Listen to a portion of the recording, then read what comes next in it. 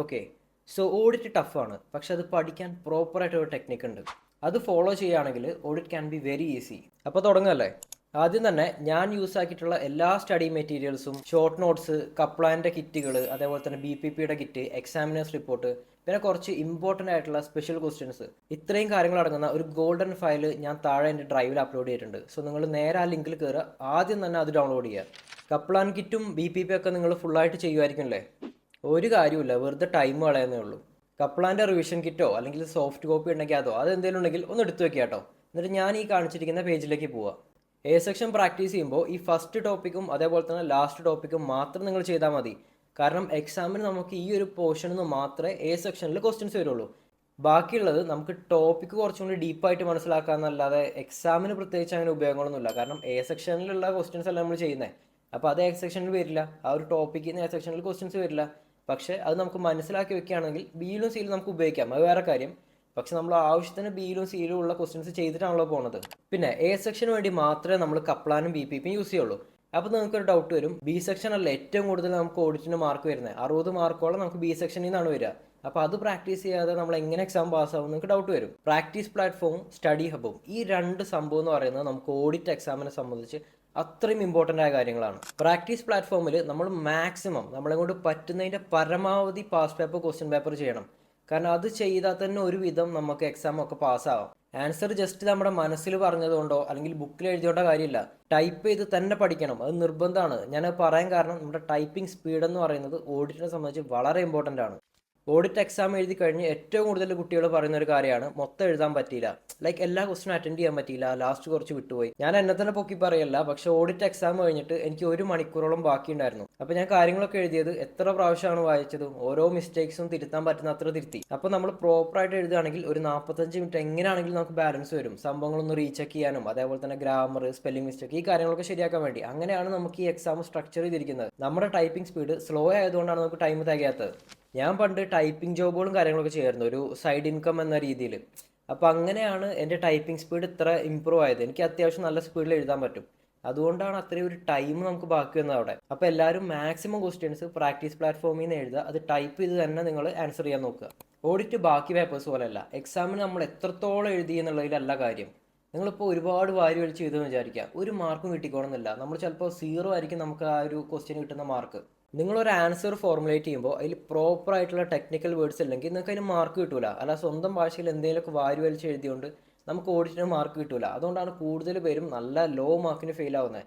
കാരണം എന്താ, അവർ technical words പ്രോപ്പറായിട്ട് പഠിച്ചിട്ടുണ്ടാവില്ല എക്സാമിന് പോകുന്നതിൻ്റെ മുന്നേ. ടെക്നിക്കൽ വേർഡ്സിൻ്റെ ഒക്കെ ഒരു PDF ഉണ്ടാവും, അപ്പോൾ അതിൽ നിന്ന് നിങ്ങൾക്ക് ടെക്നിക്കൽ വേർഡ്സ് പഠിക്കാം. അല്ലാന്നുണ്ടെങ്കിൽ നിങ്ങളുടെ ഫാക്കൽറ്റി എങ്ങനെയാണോ പഠിപ്പിച്ചത് അതേപോലെ പഠിക്കാം. ആ കാര്യത്തിൽ നിങ്ങൾ ഉറപ്പാൻ നിൽക്കരുത്. മസ്റ്റായിട്ട് പഠിക്കേണ്ട ഒരു സംഭവമാണ് ഈ ടെക്നിക്കൽ വേർഡ്സ്. കോമൺ ആയിട്ട് വരുന്ന സെന്റൻസുകൾ ഉണ്ടാവും, അതേപോലെ തന്നെ ഫില്ലപ്പ് വേർഡ്സ് ഉണ്ടാവും. എല്ലാം പെർഫെക്റ്റ് ആയിട്ട് വെക്കണം. എന്നിട്ട് ഇത് വെച്ച് വേണം നമ്മൾ എക്സാമിനുള്ള ഓരോ ക്വസ്റ്റ്യൻസും അറ്റൻഡ് ചെയ്യാൻ. ടിപ്പ് നമ്പർ 5 എന്ന് പറയുന്നത് ഡെയിലി റിവൈസ് ചെയ്യണം. നമുക്ക് ആക്ച്വലി ഓഡിറ്റ് റിവൈസ് ചെയ്യാൻ 2 ദിവസം ധാരാളമാണ്. അത് ഒരുപാട് അങ്ങനെ സ്ട്രെസ് എടുക്കാതെയുള്ള കാര്യമായിട്ടോ ഞാൻ പറയുന്നത്. നിങ്ങൾക്ക് വേണമെന്നുണ്ടെങ്കിൽ ഒരു ദിവസം കൊണ്ട് തന്നെ ഫുൾ ഓഡിറ്റ് റിവൈസ് ചെയ്തെടുക്കാം. ബിക്കോസ് ഓഡിറ്റ് അങ്ങനെ ഭയങ്കര ലോങ് ആയിട്ടുള്ള ഒരു പേപ്പർ ഒന്നുമല്ല. നിങ്ങൾ എടുത്തു നോക്കുകയാണെങ്കിൽ FM-നെക്കാട്ടിലും അല്ലെങ്കിൽ ടാക്സിനെക്കാട്ടിലും ഒക്കെ എത്രയോ കുറവാണ് ഓഡിറ്റ് ഉള്ളത്. അപ്പോൾ നമുക്ക് 2 ദിവസം കൊണ്ട് സുഖമായിട്ട് റിവൈസ് ചെയ്യാൻ പറ്റും. അത് പറഞ്ഞപ്പോഴാണ് നിങ്ങൾ മസ്റ്റായിട്ട് നിങ്ങളുടെ ഇംഗ്ലീഷ് ഇമ്പ്രൂവ് ചെയ്യണം. കാരണം ഓഡിറ്റിൽ നമുക്ക് സ്വന്തമായിട്ട് എന്തെങ്കിലും എഴുതണമെന്നുണ്ടെങ്കിൽ കുറച്ചെങ്കിലും ഇംഗ്ലീഷ് നമ്മുടെ കയ്യിൽ വേണ്ടേ. അപ്പോൾ മസ്റ്റായിട്ട് നിങ്ങൾ കുറച്ച് ഒരു ബേസിക് ആയിട്ടുള്ള ഇംഗ്ലീഷും കാര്യങ്ങളൊക്കെ പഠിച്ചു വെക്കണം. അല്ലാന്നുണ്ടെങ്കിൽ നിങ്ങൾ എങ്ങനെ ഓഡിറ്റ് പോലെ ഒരു പേപ്പർ അറ്റൻഡ് ചെയ്യുക, ഇത്രയും പാരഗ്രാഫുകൾ ഉണ്ടാക്കുകയും ബുദ്ധിമുട്ടായിരിക്കും. അപ്പോൾ എന്തായാലും നിങ്ങളുടെ ഇംഗ്ലീഷ് കുറച്ചെങ്കിലും ഒന്ന് ഇമ്പ്രൂവ് ചെയ്യണം. ബേസിക് ആയിട്ടുള്ള കാര്യങ്ങളെങ്കിലും പഠിച്ചു വെക്കണം. എന്നാലും നമുക്ക് ഓരോ ക്വസ്റ്റ്യൻസ് എങ്ങനെ ഫോർമുലേറ്റ് ചെയ്യണം കാര്യങ്ങളൊക്കെ മനസ്സിലാവുള്ളൂ. അത് കുറേയൊക്കെ നമ്മൾ ഈ പാസ്റ്റ് ഇയർ ക്വസ്റ്റ്യൻ പേപ്പറൊക്കെ ചെയ്യുന്നുണ്ടല്ലോ, അപ്പോൾ തന്നെ റെഡി ആവേണ്ടതാണ്. പിന്നെ നിങ്ങൾക്ക് എന്തെങ്കിലും പോരായ്മ തോന്നുന്നുണ്ടെങ്കിൽ നിങ്ങളുടെ ഫാക്കൽറ്റിയായിട്ട് ഡിസ്കസ് ചെയ്യുക, അതിന് ഇമ്പ്രൂവ്മെൻറ്റ് വരുത്തുക. എക്സാമിന് മുന്നേ, എക്സാം കഴിഞ്ഞതിന് ശേഷം നിങ്ങൾക്ക് അയ്യോ ഇതും കൂടി പ്രിപ്പയർ ചെയ്യായിരുന്നു, അയ്യോ അതും കൂടി പ്രിപ്പയർ ചെയ്യുന്നു പറഞ്ഞിട്ട് റിഗ്രറ്റ് അടിച്ചിട്ട് കാര്യമില്ല. കാരണം ഫെയിൽ ആയി കഴിഞ്ഞാൽ പൈസ പിന്നെയും കൊടുക്കണം, അടുത്ത സെഷനിൽ പിന്നെ എക്സാം എഴുതണം. നിങ്ങൾ ഇത്രയും നേരം വീഡിയോ ഇരുന്ന് കണ്ടിട്ടുണ്ടെങ്കിൽ നിങ്ങൾക്ക് പാസ് ആവണമെന്ന് അത്ര ആഗ്രഹം ഉണ്ടാവും. അവിടെ നിങ്ങൾക്ക് മാത്രം ഞാനൊരു ഗോൾഡൻ ടിപ്പ് തരാം. എൻ്റെ ഡ്രൈവിൽ നിന്ന് ഒരു ഫയൽ ഡൗൺലോഡ് ആക്കാൻ പറഞ്ഞില്ലേ, അതിൽ സ്പെഷ്യൽ ക്വസ്റ്റ്യൻസ് എന്ന് പറയുന്ന ഒരു PDF ഉണ്ട്. അതിലുള്ള എല്ലാ ക്വസ്റ്റ്യൻസും മസ്റ്റായിട്ട് പഠിക്കണം. 33 ക്വസ്റ്റ്യൻസ് എന്താ ഉള്ളതെന്നാണ് തോന്നുന്നത്. അപ്പോൾ നിങ്ങളത് ലാസ്റ്റിലേക്ക് വെക്കരുത്, ഇപ്പം തന്നെ തുടങ്ങുക, ഇന്ന് തന്നെ തുടങ്ങുക. ഡെയിലി 2 ക്വസ്റ്റ്യൻസ് വെച്ചാലും പഠിക്കുക. എന്നിട്ട് അത് എത്രമാത്രം റിവൈസ് ചെയ്യാൻ പറ്റുമോ അത്രയും പ്രാവശ്യം അത് റിവൈസ് ചെയ്യണം. കാരണം നമ്മൾ എക്സാമിൽ ഏറ്റവും കൂടുതൽ ഹെൽപ്പ് ചെയ്യുന്ന കുറച്ച് ക്വസ്റ്റ്യൻസ് ആണ്, 33 ക്വസ്റ്റ്യൻസ് ആണെന്ന് തോന്നുന്നു. അപ്പോൾ ആ 33 ക്വസ്റ്റ്യൻസ് പക്കയായിട്ട് വെക്കുക. നിങ്ങൾക്ക് അതിൽ നിന്ന് ഇഷ്ടം പോലെ ടോപ്പിക്കുകൾ കിട്ടും. നമുക്ക് മനസ്സിലാവാത്ത കുറേ കാര്യങ്ങൾ മനസ്സിലാവും.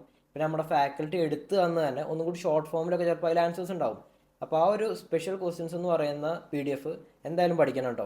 അപ്പോൾ ഈ ടിപ്സ് ഒക്കെ വെച്ച് നിങ്ങൾ എക്സാം പാസ്സാവൂലേ? ഫ്രീ ആയിട്ട് ഇത്രയും ടിപ്സ് വേറെ എവിടുന്ന് കിട്ടുവാടാ? സോ ചാനൽ ജസ്റ്റ് ഒന്ന് സബ്സ്ക്രൈബ് ചെയ്ത് വെക്കുക. അതേപോലെ തന്നെ ആ ബെല്ലൈക്കണം ഒന്ന് ഞെക്കുക. അപ്പോൾ ഞാൻ പുതിയ പുതിയ വീഡിയോസ് എന്തെങ്കിലും ഇടുമ്പോൾ നിങ്ങൾക്ക് നോട്ടിഫിക്കേഷൻ ആയിട്ട് കിട്ടും. പിന്നെ ഈ വീഡിയോയിൽ എന്തെങ്കിലും ഗുണമുണ്ട് തോന്നുകയാണെങ്കിൽ നിങ്ങളുടെ ഫ്രണ്ട്സിനും കൂടി ഒന്ന് അയച്ചു കൊടുക്കുക. ഓഡിറ്റ് പഠിക്കുന്ന എല്ലാ ഗ്രൂപ്പിലേക്ക് അയച്ചു കൊടുത്തോളൂ. അപ്പോൾ താഴെയുള്ള PDF ഒക്കെ എല്ലാവരും മാക്സിമം യൂട്ടിലൈസ് ചെയ്യുക. അത് ഞാൻ പഠിച്ചതും അതേപോലെ തന്നെ എൻ്റെ ഫ്രണ്ട്സിൻ്റെ നിന്ന് കളക്ട് ചെയ്തത്. അപ്പോൾ പല ഇൻസ്റ്റിറ്റ്യൂട്ടിലുള്ള ഉണ്ടാവും. അപ്പോൾ നിങ്ങൾ എന്തൊക്കെയാണെന്ന് വെച്ചാൽ അത് നോക്കുക. ഞാൻ പറയുന്ന പോലെ പ്രിപ്പയർ ചെയ്യുക. നിങ്ങൾക്ക് എന്തായാലും പാസ്സാവാൻ പറ്റുന്നുണ്ടോ? കാരണം ഇനിയും ടൈം ഇഷ്ടം പോലെ ഉണ്ട്. അടുത്ത മാസം തൊട്ട് നിങ്ങൾ പ്രാക്ടീസ് ചെയ്യാൻ തുടങ്ങുകയാണെങ്കിൽ പോലും നിങ്ങൾക്ക് പാസ്സാവാൻ പറ്റിയ ഒരു പേപ്പറാണ് ഓഡിറ്റ്. പിന്നെ എന്തെങ്കിലും വീഡിയോ സജഷൻസ് ഉണ്ടെങ്കിൽ താഴെ ഒന്ന് കമൻറ്റ് ഇട്ടാൽ മതി കേട്ടോ. എന്നെ കൊണ്ട് പറ്റുന്നതാണ് ഞാൻ എന്തായാലും ചെയ്യും.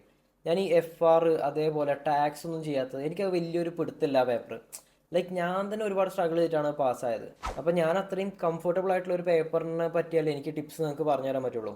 അതുകൊണ്ടാണ് ഞാൻ FRനെ പറ്റിയൊന്നും വീഡിയോ ചെയ്യാത്തത്. അപ്പോൾ അത്രേ ഉള്ളൂ ഇന്നത്തെ video. Thanks for watching. Bye bye.